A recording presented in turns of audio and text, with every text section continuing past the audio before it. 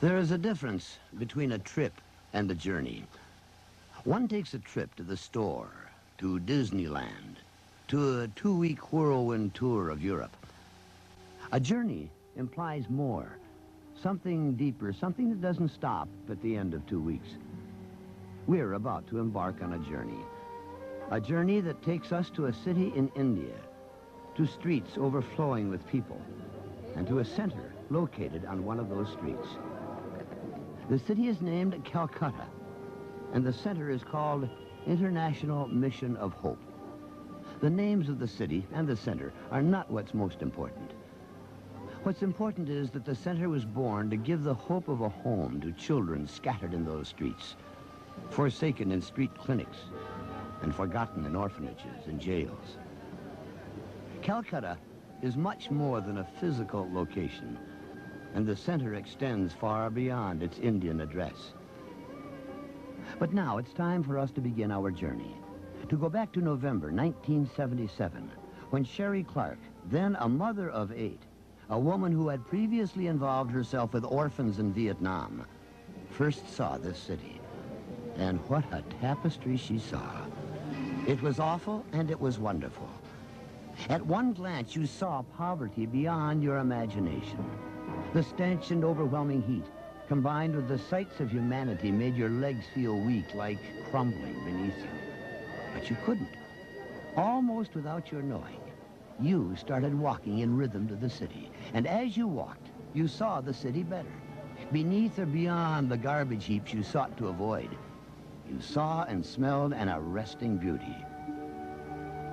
And perhaps only because Sherry saw both the horror and the beauty, did she also see the connection.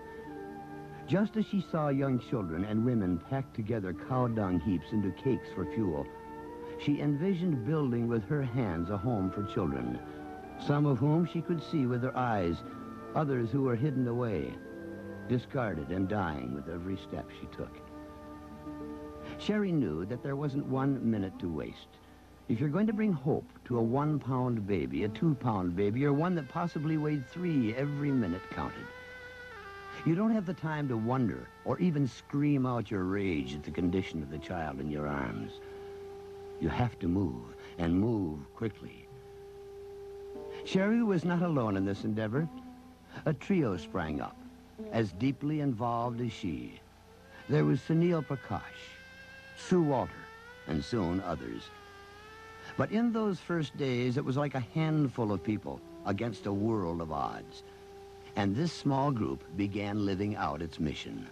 A mission which held that no child was too sick or too small, that no one would decide which child would be left behind, or which child would be given refuge.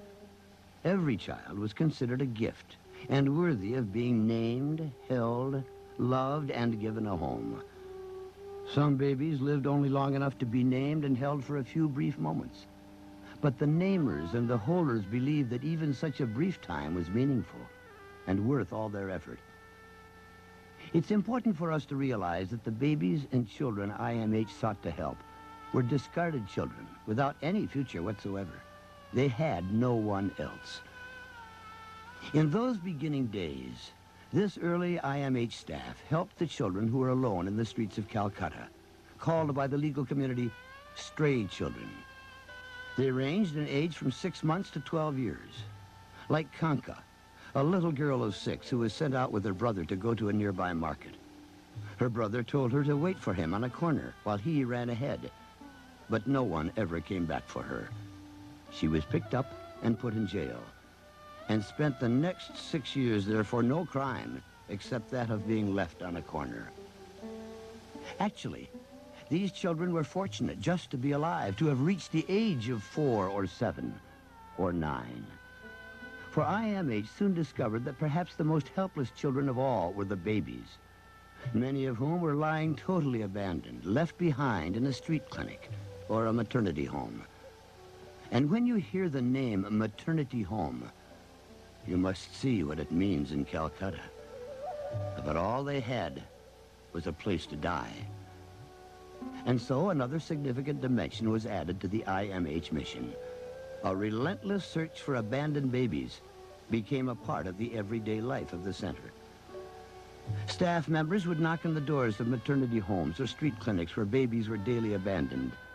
And each day they would linger until they were sure the person answering their questions was not leaving out a baby considered just another throwaway. These people could not believe that anyone wanted such babies, and so they often said, "There are no babies here." But the ears of those who had asked about their babies could detect the slightest hesitation, and they would ask again.